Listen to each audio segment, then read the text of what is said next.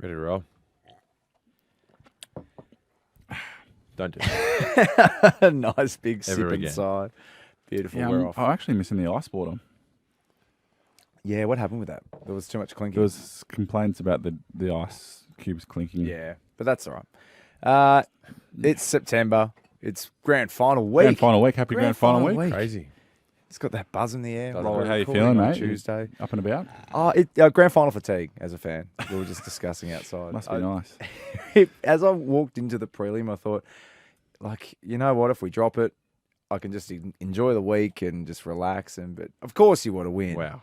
Well, that's, But then, of course, it's Collingwood, and so I was extremely happy. MJ's a mad Collingwood man, so we haven't even You guys haven't discussed it spoken? yet. No, it hasn't even come up. But no, it's just a thrill, an honour to be involved. I suppose it's something you don't want to take for granted. You saved yourself nicely there. yeah. No, it's that is true it's a though. large contradiction. It's true. This or that. Yeah, always. Yep.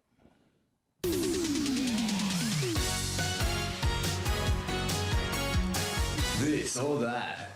The volume is a little loud again, isn't it? We had notes last week, MJ. I'm not sure if you listened back. It's all right. We'll talk about him off air. This or that. Am I 2 in a row? I'm 2 in a row, aren't I? Could be. Yeah. Yeah, I think This this is for the Roller three didn't week. get it last week. Thunder Bastard, Oh, What? as pronounced. I was just talking about MJ. And now for this or that. Sorry, MJ. Thunder Bastard, is it a football term for a powerful long-range shot, often from a player's weaker foot, or the term used for someone who was born on the day of a lightning strike? Wow. One of your best. Do you reckon? Nah, Did- one what- of the worst.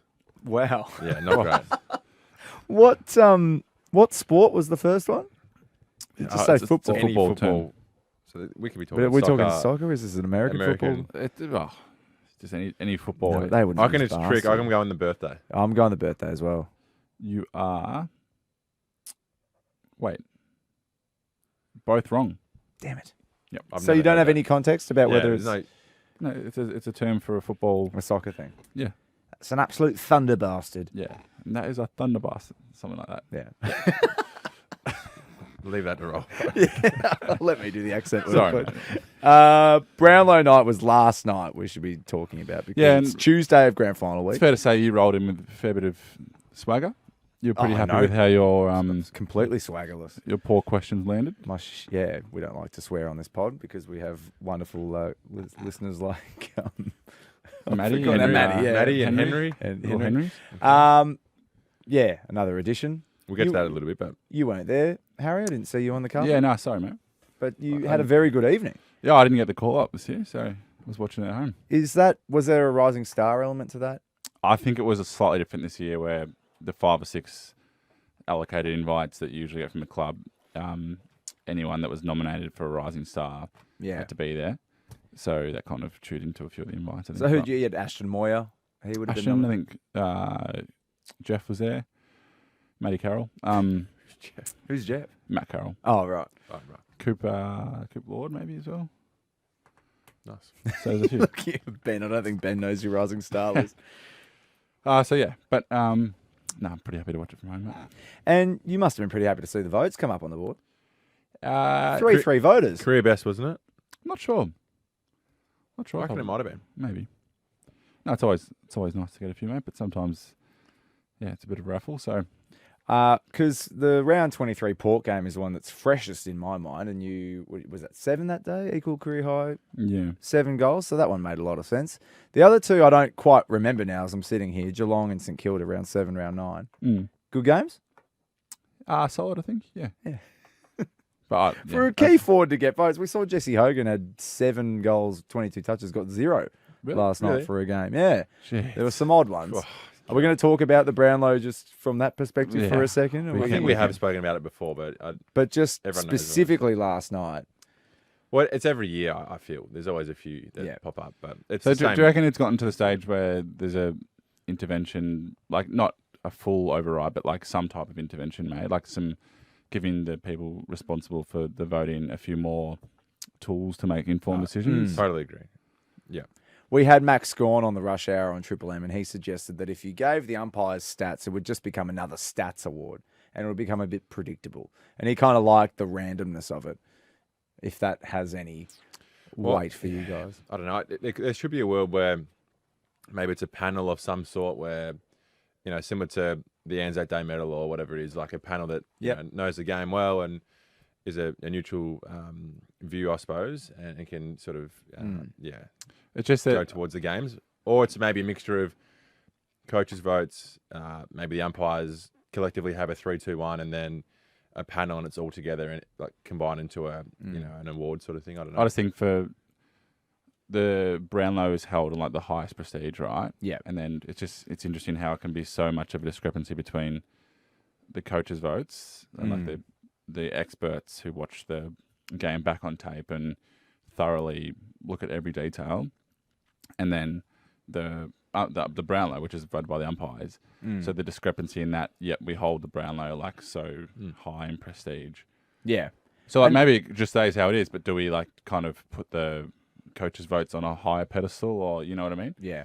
But as players that have played under a number of coaches, do you honestly think after a loss, the senior coach is voting on the opposition players who's played the best game? Do you think they're actually going through that process? Because there's a lot of conjecture that it's just being handballed to assistants and they're just throwing some names down and then. So whether we should be taking it as... I don't know how that process works. I'm not sure if they've got neither a I, couple of days. I think they got a couple of days. It must be I think Monday it's morning. always pretty of high integrity. Though. Yeah. It's I've always never- very well yeah. voted. I agree with that. There's not too many where you're like, oh, gee, that was a... Yeah. How did he get 10 Yeah. votes? He didn't get like, It's probably the opposite. It's probably like, oh, that guy got votes. Wow, he must have done some good things and Yeah. almost undervalued sort of if guys are popping up that you didn't really think played particularly well. So Yeah. it's almost the opposite. I think it's good to acknowledge those guys. I'm just like, from a distance, I'm struggling to picture an angry Mick Malthouse after a tight loss to a team they should have beaten going like, oh, geez. I think that's why they have a couple of days. I'm pretty Yeah. sure. So the emotion wears off. And Mull it over. yeah, I Yeah. could be wrong, but that's something we can chat about later. But yeah. Yeah, it's an interesting debate, isn't it? Like, obviously, I reckon it was awesome to see Matt Rowell win it, and very deserving winner, very humble.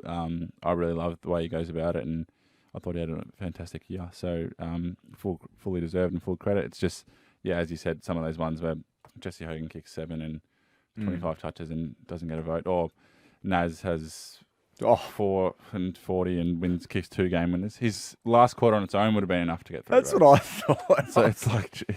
I saw someone try and make the argument that like, oh, well, they were pretty bad for 3 quarters and Viney was handy.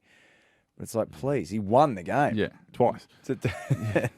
Just to go with the rest Isn't of there a his new stats. guy at the AFL coming in that may overlook this type of thing? Is it, what's his name? Greg Swan? Yeah, is that something that they may raise? Yeah, I'm not sure. It's a tough one. Yeah. You feel like it's been the same for a very You long can't time. really change it because it's just... does But that- why? Yes, they can. They Because can. then asterisks... I don't know. It's tough. Apparently, the umpires, as you said, they've been begging to look at stats for But a long time. I disagree with that because they can see the stats on the screens. Yeah. Absolutely. If they're looking. Well, between goals, between breaks, the Marvel and the G especially are littered with them. Yeah, Marvel definitely is, yeah. Yeah. I think it's a bit of a cop out Oh, wow. from them. Like you can see stats all the time. How often would you be aware that someone in your own team is having a good game? Is it obvious to you? Do you ever obviously come off and you go like, oh my God, he had 38? Like, does that happen? Sometimes, But I reckon at Marvel, the Marvel screens are huge and they always show stats. well, they've got 2 separate scoreboards just for stats, let alone that, and then they've got the 2 new ones Yeah. behind the goals. So Don't know. But I think it would make sense to, even if you don't, just giving them, the umpires, some more information so they can make an informed decision. Like, I don't think that's a bad thing. Like, it might not be kicks, marks, handballs, but it might be, who knows, they can look at the pressure stats or they can watch behind the goals for an hour, like whatever it is. Like, just give them some more tools to make the most informed decision. Yeah. And that might just make up part of, like, so obviously people will talk about, the feel out there, like that player had a really great impact on the game. Like his stats might not have been amazing, but he had the impact, which I actually really like that element of it. So there might can just be a couple of buckets that make up an informed 3 from the umpires. Some stats, some off field, some off XYZ, and then you can make a 3-2-1 from there.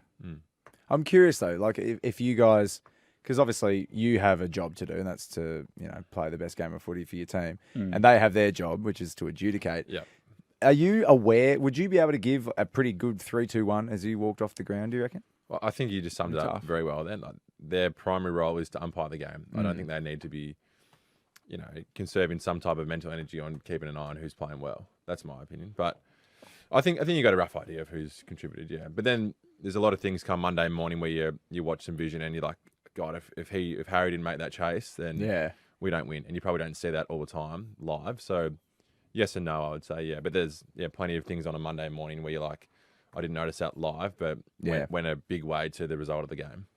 MJ also had another theory that until halfway through the season, the umpires were getting Matt Rowell and Noah Anderson confused, or they just thought it was maybe the one player. I'm putting words in his mouth. But it led me to this question. Do the umpires know everyone, or do you sometimes feel like they're doing a bit of like, number 24, come back here?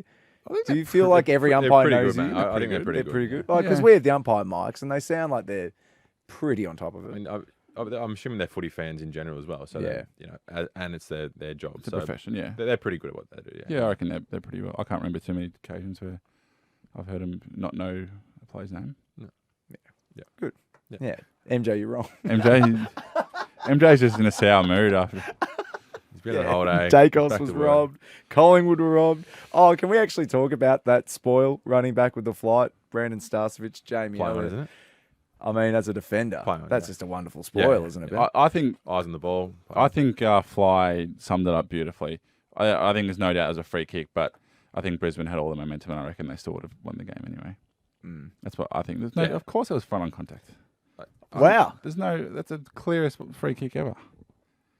Oh, wow. I really disagree. I don't know if I'm being biased. It doesn't matter if the only way you can get by the letter of the law that is a clean spoil is if he purely just makes contact with the ball and doesn't make contact with the player. So as soon as he takes any body, it's a free kick. Yeah, but there's so many moments throughout the game where one person think that's a free kick, one think it's a play on. I don't think anyone, if that was paid front on, no one would be like, probably not. How the hell was that paid front on? But I reckon 2 minutes before that, there would have been a decision where it's 50-50. So it literally happens every minute. Yeah, but that's what I'm saying. I don't think that specific. No, I agree with that. 10 seconds had any impact on the actual final result. Totally but of course, that was a free kick. And I'll admit that I was shocked it wasn't paid. Yeah, I think everyone's mature enough to be like, yep, that's probably a free kick, but that doesn't really change the course of the game. It might be a 60-40%, 60% that's paid, 40% not, or 70-30, whatever it is. But I reckon something like that would be paid 90% of the time. Yeah, it's just stiff. It was in the 10 that wasn't, MJ. Yeah. That's footy, isn't it? It was still a great effort, but who was it? Brandon Starcevich. I just think he should be applauded more. MJ's about to walk out, he reckons. First episode back in a while. How was Barley? He's looking tan. He's looking very tan. We don't need to cover off the Brownlow questions. Yeah, are you happy with how it rolled out? Look, we've got a WhatsApp group, and I made mention. I thought that was your best one yet. Oh, really? Oh, thank you, Ben. You obviously don't remember the message because I. Yeah, he hasn't got Ben's number saved. I saw you like the seagull one. Was that you? Oh, that was me. That was my bro. Where we get along well with when my good mates from back home with Caleb Sarong, and it's fair to say he was pretty stumped with that one. Yeah, it got him. Yeah. So I've gone. Could be your best year yet, Rollo, with your questions. Oh, great. Thank you, mate. You did say thanks, but yeah, you don't remember it. What was the Dave? It was a long night. Dan Gorringe one. Yeah. Which one felt the best? Like off the just out of the bat. Yeah. I really liked finding out that Noah Anderson, the captain of the Gold Coast, has not been to a theme park up there. That's crazy. I thought that was a scoop. He's got to get himself to Wet and Wild, surely, over the summer. It's good fun. 3-park superbars. Maisie's free. Are they still doing the 3-park superbars? I actually don't know. When you think about it, it is terrific value. It's great value. Yeah. It's like $99 for the year. I think it's like $100 to see once, go in once. Yeah. You go twice and you've made already money. made. Yeah. Yeah, Caleb's one was good. Caleb's one was good, yeah. Yep. How many did any that you said not make the cut that you thought was pretty stiff not to get? Just eventually there's a few duds in there that you just go, cut that one out. Yeah. So I feel bad for the people that don't make it, but then also they're probably relieved at the same time. Yeah. So how prepared are you? So you see Bino walking up, you're like, all right, I'm going to hit him with the seagull one, or is it like I'll have about 10 seconds to kind of just look at my list and be you like, got a list written? Yep. yeah, I've got a list. They're hard to come up with. We have a brainstorm out in the pit here at work. Sometimes I take to Reddit, which I didn't do this year. But speaking of Reddit, next week's episode. God, that's craft. Isn't that craft? And he knows it. Because the AFL subreddit is a very vibrant and It's very popular. Over 400,000 followers on the Is that AFL right? page. Yeah. it's a very good community. Yep. Very footy-loving community, and they're very active. And they have asked you guys a bunch of questions, which we're going to be answering next week. It's called an AMA, and Ask Me Anything. That's right, Ben. AMA. Ask me anything. I didn't know that, so there you go. Reddit So AMA. A lot of famous people. Barack Obama's done an AMA. Pretty much anyone you can think of has done an AMA. Pretty good company. Yeah. Ben and Harry podcast and Barack Obama. So if you have a question, jump on there, or you can see Ben and Harry's answers. But then let's focus on the grand final, because grand final week, yeah. Geelong, Brisbane Lions, of course. Who are you going for? Who's your money with?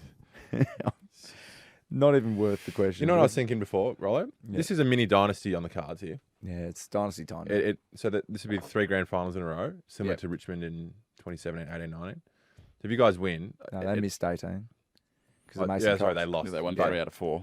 But if they win, if you guys win this one, it's What is it? beginning to look like a dynasty. 2 out of 2 out of 4, 3 out of 5. back to back is close to a dynasty. Yep. I reckon you I need agree.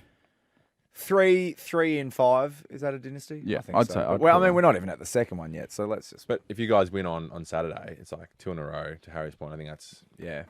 And you're only going to get better next year as well. Yeah, a few names linked. Yep. 7 years in the finals consecutively. No, I think hats off. is- We've talked a little bit about how even both clubs like Geelong as well, their ability to be up in finals every year. It's a real testament to their organisation. So making a prelim is hard. You had that wonderful run to the prelim in 23. And yeah, but a lot has to go right, doesn't it? a lot has to go right. Yeah. So no, it's an incredible job from Fagan and the team up there. But of course, these two teams met only recently, qualifying final. But then also late in the year, Brisbane did a good number on Geelong, down in Geelong. That's right. So it's one apiece. It's Lost. 2-1 2-1 Brisbane's way yeah. this year. But the last 2 meetings, they've both belted each other. So Yeah. it kind of throws a spanner in the mix. How would you feel? Would you rather have been the team that belted the other in the quali, or would you rather have the winning form It going? reminds me of 2015. Was it West Coast Hawthorn? Yep. West Coast smashed Hawthorn week 1, and then obviously Hawthorn won the flag a few weeks later. So it reminds you a bit of that, I reckon. You don't see it all that often these days, but it has happened sort of, the last 10 years. So, yeah, I don't know. It'd be interesting to see. You can see both sides, because it could be, all right, we lost the qualifying final, but now we've learned a lot from that and we'll be better placed. Or no doubt the Geelong camp will be talking about, we know we can beat these guys. You know, we played really well, and if we execute these things, then we can do it again. So How it's much- however you want to spin it, really. So it's 3 weeks apart. You wouldn't find yourself in that situation very often. But how much would a game plan kind of change? I'm sure from a Brisbane perspective, a few things will be tinkered with, because obviously it didn't work Yeah. 3 weeks ago. And then it's really execution, isn't it? Because I reckon majority of game plans are within some type of similarity, but it's more, did we execute on the day, or did we nail the fundamentals, or so they might not be changing too much. They might just back themselves in. Yeah, I agree. What That'd be about great. What about Lachie Neale? That's the other huge talking point. So as we sit here today, he's done a full training session up in Brisbane, and word out of Brisbane is he's ready to play. So it's just basically whether I think he plays for sure. whether Chris Fagan backs him or not. How would you feel if you're? I mean, obviously he's a 2-time Brownlow medalist, the captain. How would you feel having someone that's so recently had an injury? But obviously on ground is what it is, but also maybe the influence he has on the younger boys, like calming them down, and sometimes what a player does for the group outside the field is just as important. So I think you mentioned it last week that obviously he's a star of the comp and star of that club, so maybe just on that he could probably. And I think if you could have someone walk in who's played in 3 grand finals, multiple other finals, and highly experienced on the big occasion, and he's your captain and one of the best players in the comp, I think it's a no-brainer. Yeah. And look, he might be at 85-90%, but that's still a very good influence on the game, I would have thought. Is that enough though in a granny? But That's Harry's half my point- question. He's played in 4 or 5 grand finals now. Like, you can't buy. Who knows? 85% of Lachie Neale might be, Better than whoever the next half the soldier is. league that's better than half the league. Yeah, exactly. Yeah. So, Yeah. but it'd be interesting. Poor old Jared Berry if he doesn't get Does up. he get up? But also he's a tough bugger as well. Unlikely. Because, he is a tough bugger. The way he's played with the shoulder that popped a few weeks ago has been impressive. And then Tom Stewart, your heart goes out to him as well. No doubt. That's really sad. What are our thoughts on a bye pre-grand final? What do you reckon? I like it. You'd move it? Yeah. I think, one, it builds up. It'll be a cool, like you do all your awards, all your... Yeah.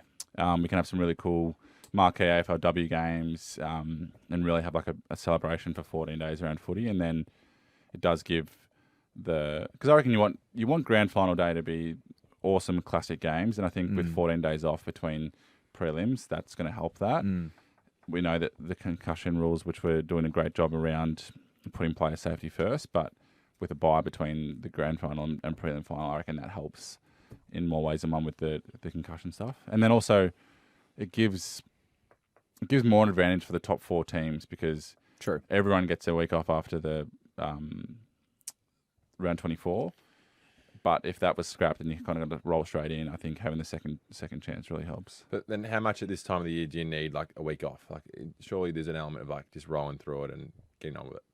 Like I say Pendle's got injured on the weekend, didn't he? And he's had week on, week off, 2 weeks on, 1 week off. Like is that? But then if Collingwood made it, then let's say Pendle's was touch and go if it was a 7-day break, and now one of the best players ever gets a chance to play in a granny. Well, if he did his calf, he's not playing. But we don't know, do we? That's what we're speculating. I can see both sides. Yeah. I think it'll come in. Do you think? I think it will. But whether they move, I don't know whether they're going to add another week or if In they're theory, going to move. it just makes the season longer, doesn't it? Which is great for everyone, or like commercially. Yeah. I don't mind the bye after the home and away into the finals because it gets everyone up and about, and the teams that can qualify, to your point a little bit, that they can have a refresh, so the quality of the finals are even better. So that's I reckon that might be the play, but who knows? There might be a few changes coming. Tips? Brisbane. I think I said on here before the finals that I'm tipping Brisbane. So sticking with the Lions, Rollo. Yeah, I want to see Brisbane go back to back. Although I love Geelong's consistency as a footy club. Wow, you wouldn't find many podcasts this week with 100% Brisbane tips. I think it's going to be a cracker. Yeah. Yeah, I think we're due for a close one, aren't we? Geelong typically play in blowouts, as in when they win. But I've got a feeling it's going to be close. It's extremely interesting. Are you going, Rollo? I am going. Just from 1:30 Saturday, I'm finished with the Saturday rub, and then I'm just a nuffy. And then I can pull out my scarf with all my badges on it. You're going to be pushing it a bit, aren't you? 1:30. Yes, that's about when Snoop starts, which was the next talking point. Snoop Dogg, what do we think? I didn't realise how tall he was. I've seen a video of him just before. Yeah, just at the G with the day. Moves well. He does move well. Maybe 200 centimetres, wouldn't he? I don't know if he's quite 200. Every bit of that. Ethan, for Red Z, can we find out Snoop Dogg's height? He's on it. Kicking back. He actually moves quite well for a big man. Yeah, and we saw him snap a few from the boundary. Yeah. 1.93. So that's, what are you guys, 198?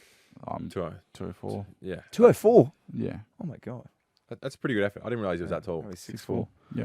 Good on him. Well, like obviously Snoop Dogg's a legend, but we were just saying it'd be interesting to know of the demographic of people that are there, like how many would know a lot of Snoop Dogg songs, or like compared to say the year before with Katy Perry, who everyone knows Katy Perry songs. So, but I'm sure he'll do a great job. He's done the Super Bowl and whatnot. So I'm looking forward to seeing how it goes. So am I. Yeah. Well, it's creating interest, isn't it? So even if he doesn't perform well. One of Ben's, when we were growing up, Ben had an iPod, and one song that was on repeat was Young, Wild and Free by Snoop Dogg. Is that right? So Ben might be happy to see that one come out. Yeah, I don't mind that song, yeah. It was on repeat. How do you know? Because I would witness it. I'd be looking at what song was on his iPod. He was always just singing along to Young, Wild and Free by Snoop Dogg. The one song on the... Just about. Just on the shuffle. That and Hey Porsche from... Hey Porsche. That's the two songs Ben listened to. How does Hey Porsche go? I don't know. I'll find it. But yeah, Ben didn't have a heap of... music diversity. No. I've got two songs. What? Oh, yeah. Yeah. Ben, you want to Is this ringing a bell, Ben? Ben just started bopping. You can't help it. Maybe don't play the other one because that's a bit inappropriate, isn't it? Yeah. You tell us, mate. It's explicit. Anyway, we've got Jordan Russell coming in next because he is a man who has been involved in both of your careers from a coaching perspective. And we've got a lot of coaching questions to ask Jordan Russell. Why do they call him Russ? Not sure. We should ask him that. Yeah. sure you'll give you a detailed answer. Yeah, Bang. very good. Oh, this is great. So we very rarely have guests on this podcast. Yeah, So we should do it more. We've had Tracy, your mother has come in, and Andy Lee has come in. Geordie's good mate, Andy Lee. You're a good man. And we're joined by, a former coach of Ben's and the current coach of Harry's at both North and Carlton, Jordan Russell. Welcome to the podcast, Jordan. It's a pleasure to be here. I've been waiting a long time for Harry to tap me on the shoulder, and I finally got it a few weeks ago. So thanks for having me.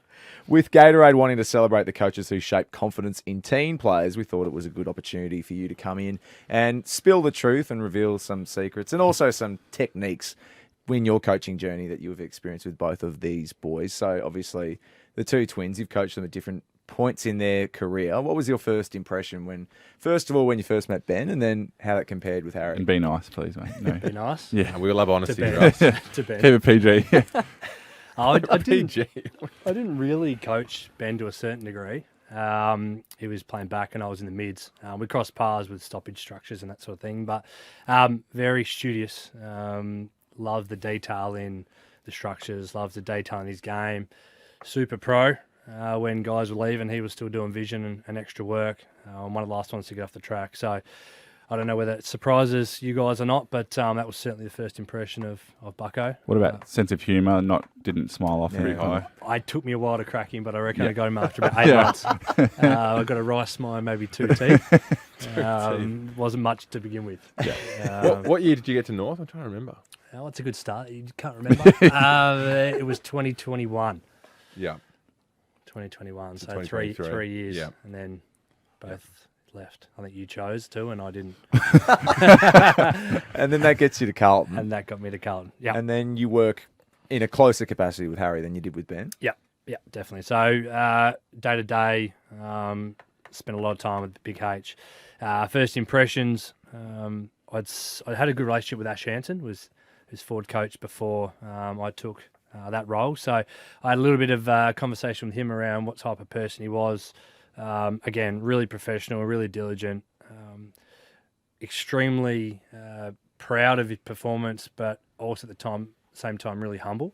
Would ask me about my family, spend time asking how I was, what was going on. And it's funny that I'm about to say this, but not too many guys actually spend a lot of time asking coaches how they are and what's going on in their world. So that's certainly something that stood out for me. Obviously being a bit older, a bit more mature. Maybe that was part of the way that he's been brought up as well. But that was one thing that stood out a lot. He's invested in me as much as he is in his teammates as well. Gee, that's a nice compliment, Thanks, Harry. Yeah. Harry's said be tough. nice. It's funny how it takes you to a podcast to say all these nice things. Anyway, thank you, mate. Appreciate that.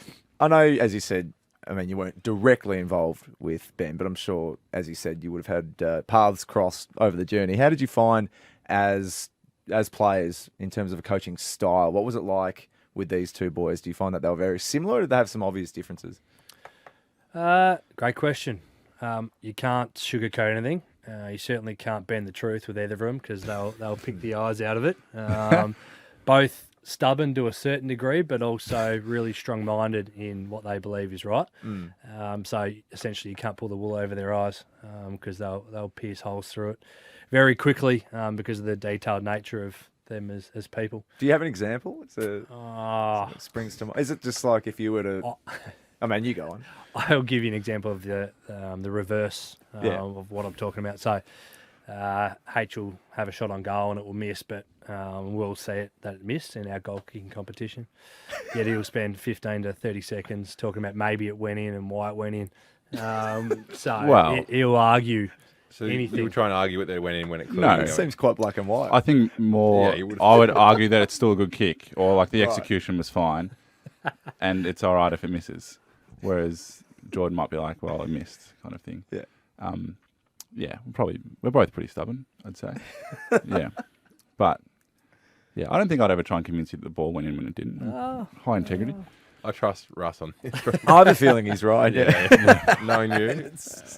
Well, he's still arguing a hypothetical. Exhibit A right there. So Gatorade's Fuel Tomorrow program focuses on teen confidence in sport. And of course, being a coach at a footy club, you would see so many fresh-faced teens come through the system. So what do you think is one of the most powerful ways that a coach can help a young player believe in themselves? I think it's really important. It's probably why I wanted to be a coach in the first place. I started in end of 2004, so a long time ago now, and the development space was quite limited. There might have been one, max two, that were in that space, and I felt like the sort of person and player that I was is I didn't get a whole heap of love at that point in time.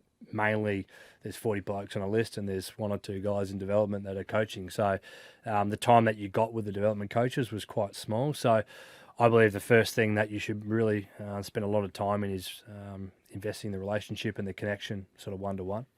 The positivity in that is really important.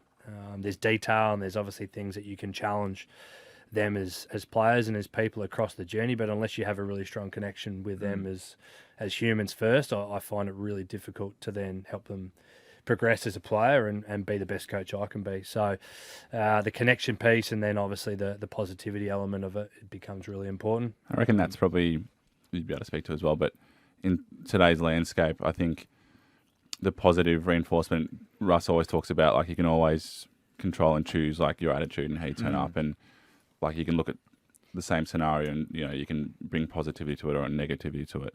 And I think what Geordie does really well and what I think resonates with a lot of the younger guys coming through is the positivity and the element of, we still need to work on these things, but you're still bringing this, which is great for us.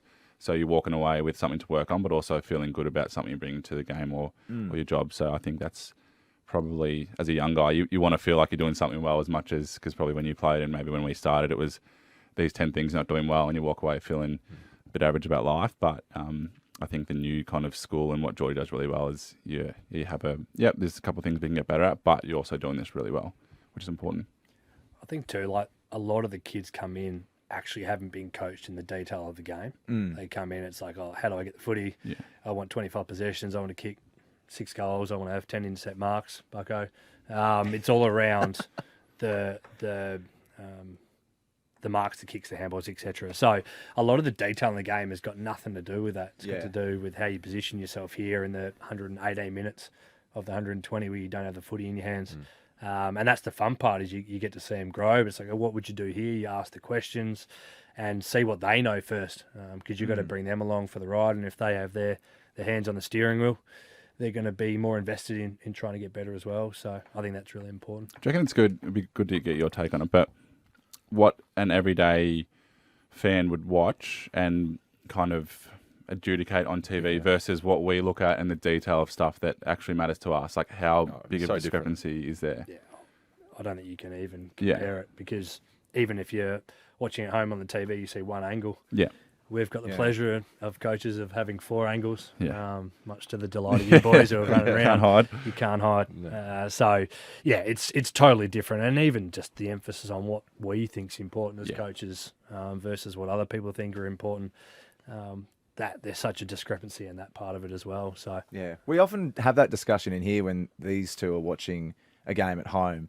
And like even the analysis, and some really good minds, like people that are complete experts in their field, but do you find that is just an impossible task to try and analyse a game of footy when you only get that one angle? Is there so much more that we're not seeing?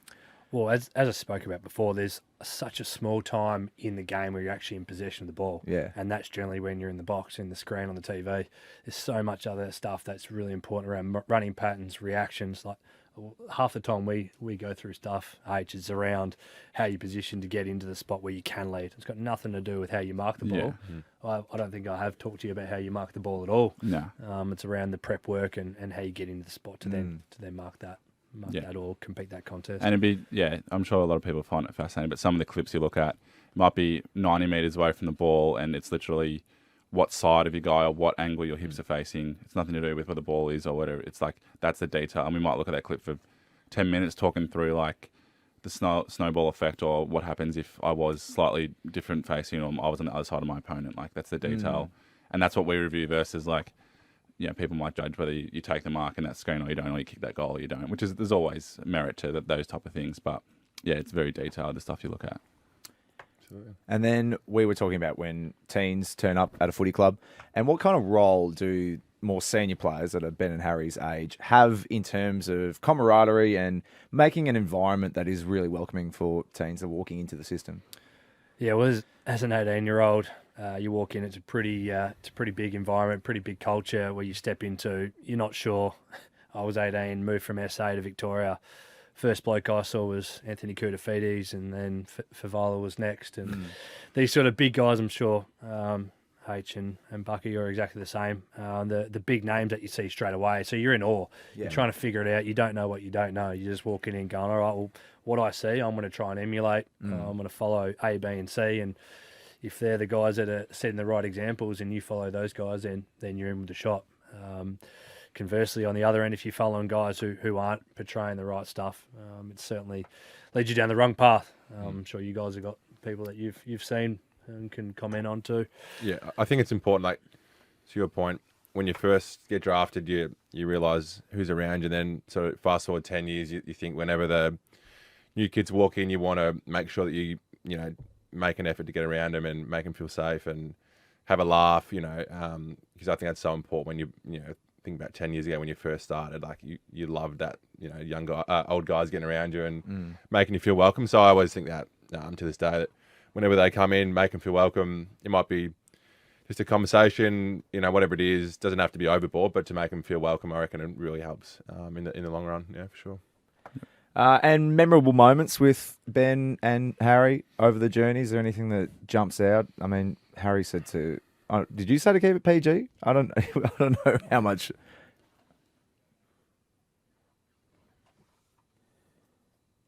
Oh yeah, sure.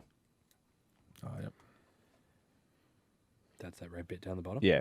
So, Russ, are there any rituals, practices that you keep to keep morale high as a coach? Is there anything that you can implement personally or as a coaching group? Yeah, I think personally, I'm massive on bringing energy myself. So I sort of live by 3 little rules: energy, support, and time. And part of the energy is when I walk in every day, I've got to have a smile on my face. I'll have random handshakes. H and I will make sure we slap up, and if it's not right, we'll keep going until we get the pop that we need. So some days it's 2, some days it's 6. So just little things like that are connection pieces. Very rarely one. Watch the tape back. Watch the hips. Yeah. It's literally like The prep work. So there's little stuff like that. I've got to make sure that I'm always on, and providing that spark. And even in our line meetings, I like to include humour. Some good, some misses. attempted humour is probably it. But that would still have impact. Absolutely, Failed humour is almost the funniest. Yeah, those are the ones that you remember the most, are like the attempted ones that don't land. Yeah, because you've always got to be on. I mean, if a player is flat about their performance, you can't be, bringing that energy in from a coaching perspective. Yeah, so it's really important. We're there to guide, we're there to challenge, we're there to harness their energy at times too. Like, I've got a couple of young kids, and at times I can roll in off about 3 hours of sleep, and I need their energy too. So sometimes it's made up a little bit at the start. Yeah. But I think if you can continue to have a smile on your face and find ways to connect and interact, depending on their moods, and that's part of how you get to know the player. You know what things make them tick, and how to put a smile on their face. And I need that just as much as what they do, because I don't want to be serious the whole time, because I'll leave the industry if that's the case. Can you think of any coaching moments that you've seen with Ben or Harry that have stayed with you, that have been memorable in terms of, we tried to implement something and that really worked? Yeah, probably less so for Bucko. Bucko meaning buckets, is that? Yeah. A little reiteration of it. Because we weren't sure whether that was actually his nickname for a while, and he insisted. Everyone calls me. Never heard it, but I actually don't know why it's buckets. In No, fairness, it started ages ago, before you got to North. Yeah. Okay. Yeah. So less so with Ben. With H, it was probably I probably hadn't done a whole heap of work with him to this point, but obviously with the work that he did in off-season a couple of years ago with the goal kicking and going to Vic Uni and working on some biomechanics of his kicking, and just seeing that round 1 game where he kicks essentially the goal that puts us in front at the end of the game against Brisbane. And I was only with him for a short period of time, but saw how big of a moment that was for him for the rest of that season, and even till now, probably, in fairness too, now with the goal kicking accuracy. One moment to be a part of that was great. I probably didn't have the lead in with him. Certainly a very driven human being, and he did the majority of that work, but that was a special moment for him, I reckon. Yeah, that was awesome up at the Gabba. I'm a Lions fan, so it wasn't that awesome. It was the most like bittersweet experience watching Harry go back and nail that. I was like, oh my God, of all people. At least I can be happy for Harry. And then grassroots coaches. Not every coach, of course, has access to elite pathways where obviously you're at an elite sporting club. But what advice would you give to that lower league, that grassroots community volunteer coaching kind of person? I have probably had limited exposure in that that part of the footy industry. Did a little bit with some school programs and footy clinics and stuff. But I think the biggest thing is these boys get the beauty of being able to do it for a job. Everyone else chooses to be there at 4:30 at night or 5 o'clock or 7 o'clock training. So I think from a coaching point of view, the biggest thing you should be able to do is continue to get them to enjoy why they come. They're coming for a reason. They don't have to do that. So the more often that you can actually make it enjoyable for them, however that looks, they can come up with what that looks like. But it's a choice for them to be there. It's a love, it's a passion, and the more often that you can actually dive into that and allow them to enjoy what they do, I think that takes care of everything else. That'd be the biggest thing I would say. That's great advice. Gatorade wants to shine a light on grassroots coaches. So who were some coaches that shaped you over your journey in a coaching perspective, and what do you think is one quality every good coach should have? Yeah, I don't understand. I wasn't a very good player growing up. It took me a long time to figure the game out. I wasn't on the radar at all until probably my draft year, and there was a guy who coached me in under-17s called Peter Simmons. And Simo? Yep. Yeah, do you know him? No. Okay. I was waiting for Good that. man. It's like Bucko. He was ultra positive around where I could have gone with my footy. And it was probably a time where I was not sure where I was going to go with it. Yeah. He was someone who played me when I probably wasn't ready and ended up playing in the grand final on 17s and doing a relatively good job. And I think that was probably the launch pad for me. So I guess he's one of the guys that probably sits with the principles and the philosophies I've got in coaching around the belief and giving me an opportunity to shine. And I don't know if I shone, but I played okay for a couple of years there, but was certainly a huge influence in my career. And is there a quality that you think every good coach should have? Is it that kind of positive approach? Yeah, I'm massive on that. That's huge in my beliefs. You've got to have more than one. But I think anyone who could see your potential and figure out the strings to pull to allow you to reach that potential, I think that's really important. So the two for me would be positivity and the ability to connect for all different personalities.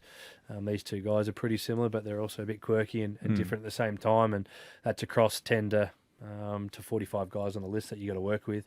I think that's really important. Yeah. I've always found that coaches who remember and understand how hard the game is really resonate well with players because it is bloody tough as they know. So remembering that when they're educating, giving feedback and coaching players is always an awesome trait.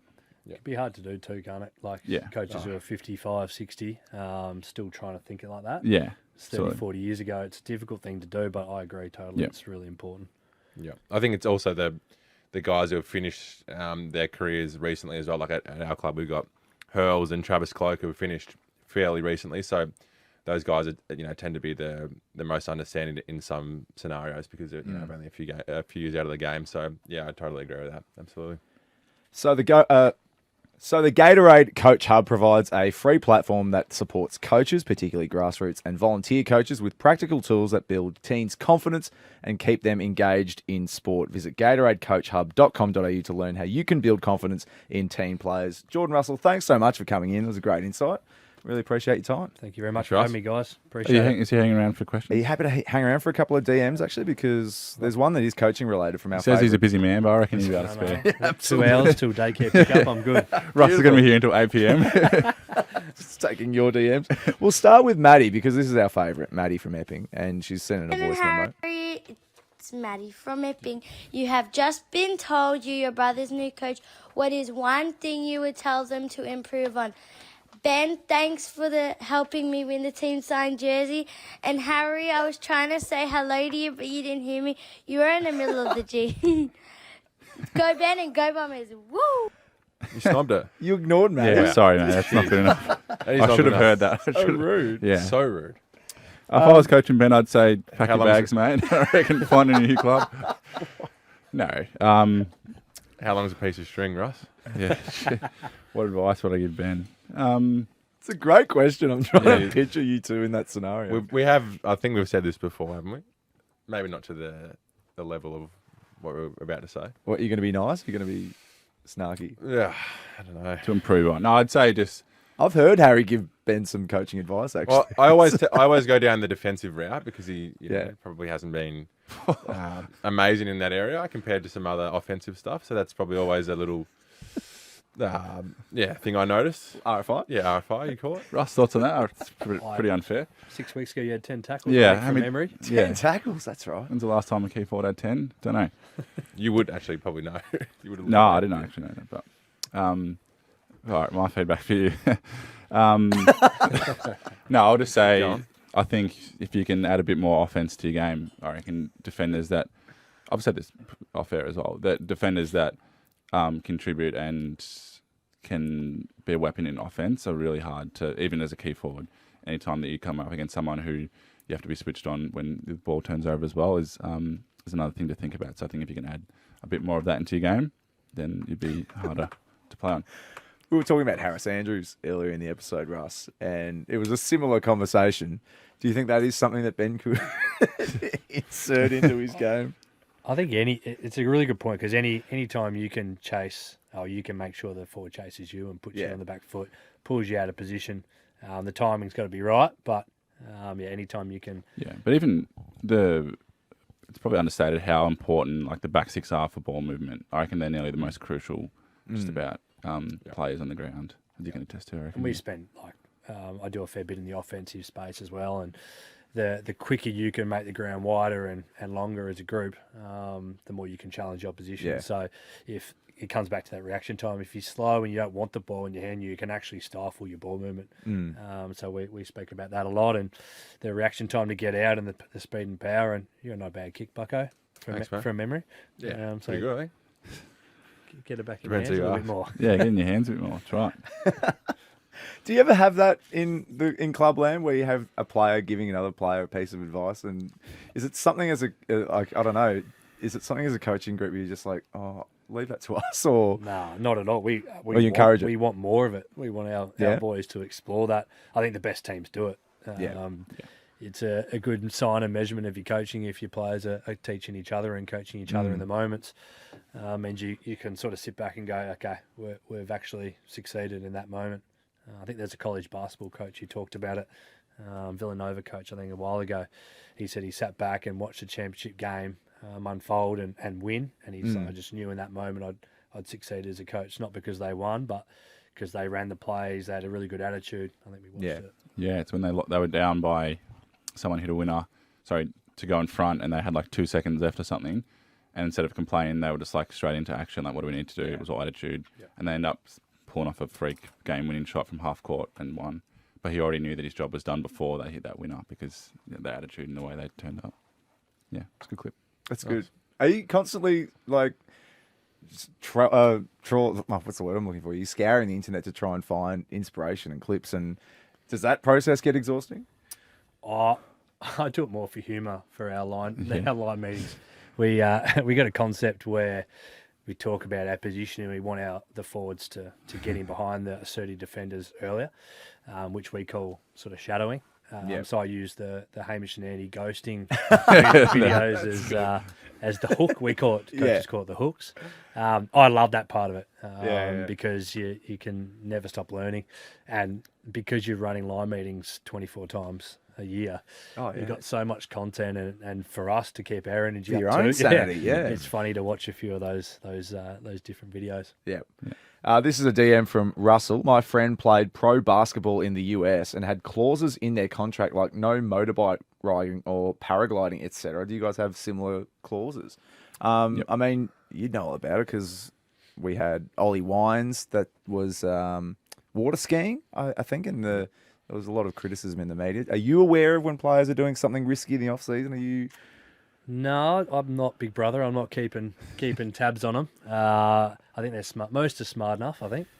Okay. Yeah, I don't know if it's actually in the contract. Though. Yeah, so it is. It If might you be. if you injure yourself via extreme sports, technically you don't be paid. Like the club cannot pay you. I'm not sure if it's actually listed as paragliding or It's motorboat extreme sport, Yeah. so there'll be a dozen things under that. But Yeah. technically, if you get injured doing that, you are in breach of your contract, and the club doesn't have to pay you. Yeah. Yeah. But then if someone injured themselves, I don't know, playing tennis, is that just considered bad luck? Or? Yeah, I think it would be like if you're having a social hit on a Sunday afternoon and you somehow hurt yourself, then I mean, no one's going to really get too angry Yeah. at that. Like they'll be angry that you're injured, but they're not going to not pay you. I don't think. Yeah. Yeah. I don't know, Jordan. I think social sport. We had this probably says a bit about the times, but 15 years ago we had a indoor cricket team going in pre-season. There's a bit of an extra connection activity, and a guy who was in rehab refused to not play, so he was in there batting and running between the wickets, and then that got knocked on the head pretty quickly. Didn't have a runner with him? No, he didn't. Yeah. So I think it's smart. It's obviously there for the boys and their own longevity in the game as well. But it's case by case, I reckon. Yeah, we should do that. We should bring that back. Bit indoor cricket. Indoor cricket. Yeah. Well, weren't you 'Cause playing? sometimes you we can play a get- bit I of reckon we locker can room get cricket? Locker room cricket. Yeah. We can get a little bit precious, can't we? Like Yeah. indoor You're in cricket. rehab though. Yeah, if you're in rehab, but it's like if you're not. Yeah, I don't know. Yeah. We see frisbee incidents with dogs and. What, do we? I don't think we do. Or what about Phil In? Remember Braden Maynard That's at the local basketball? Yeah, great name. Just got to be careful with your names. And I reckon the cricket one's probably pretty more common than others. I reckon. Yeah. There's a few guys that play cricket in the off season. Yeah. Yeah. Well, you're, Yeah. you've got locker room cricket down at the Bombers? Yeah, we do. Yeah. Most clubs would do. The problem would be if you go out and make 100, which I'm coming off I back-to-back probably would, 100s, yeah. so I'll make the paper. It's probably going to make the paper. Yeah. So that's probably one of the issues as well, Russ. Huge issue. Yeah. Finally from Jack. Hey guys, if you were told that you can't play AFL for the rest of your career, but you could play any other sport professionally, what would it be? Go Bombers. I'm going to go straight over and try my hand as a tight end in the NFL. I would. You wouldn't last a day. Right? Russ, would you give him a day? I know nothing about NFL. Oh, you're not so an Just say I'll yes, probably just say give- yes, I'll yeah. give him 2. Well, I only need one. I reckon it'd be fun to have It'd a be crack. fascinating. Like, I mean, it's tough when you haven't grown up with it, I Yeah. imagine, but there's a lot of intricacies. Yeah. It would be fun to have a crack at it though. Would you think the same, Ben? Either that or goalkeeping, I reckon. That'd be fun to have a crack at. Yeah. Russ, any opinion? Well, Yeah, agile obviously- enough? Yeah. You'd obviously chip away at it, but it'd be fun. A similar skill set would, transfer over, I reckon. Or tennis, one of those three. You're not good at tennis, mate. That's, I think I can tell you to give up on the Skill sets transferring over from Yeah. footy to tennis. Hand-eye coordination. Grit. Oh, nice one. Tennis and American football. Russ, can you do us a favour and read that bottom tagline? Just that bit there. Yeah, and I don't know. Try and do it naturally. Try and ad lib and make it sound conversational. That's where these Yeah. two struggle. It's a very low bar, so don't worry if you don't. You want me to be me, or you want me to be someone who? No, is you just reading these you just be you, but try and add it in like organically. Yeah, just be like it. Yeah, just if you want to see the show online, Russ. Where can we find the show, Russ? Yeah. Well, you've obviously listened today, and I think it's a really good podcast with some great guests. Obviously, the one today. And if you want to read more or see more, head over to Instagram or TikTok at Ben and Harry Podcast. God, Beautiful. that's just the best we've had so far. It's up there. Send us a right up DM as well, and if you want to leave us a review or hit the bell on Spotify. I Perfect. still don't know what does, but Yeah. We'll get to the bottom of that. yeah, we'll find out. We'll get back to you. Thanks so much. Thanks, Russ. Appreciate your time, mate. Really It's been appreciate a your pleasure. time. Thanks That was for having me. awesome. It was awesome. We'll have to do it again. We'll see how the viewers go. But Viewies. viewers, yep. Yeah, but thanks, mate. Appreciate it. Welcome. Thank Right you. on.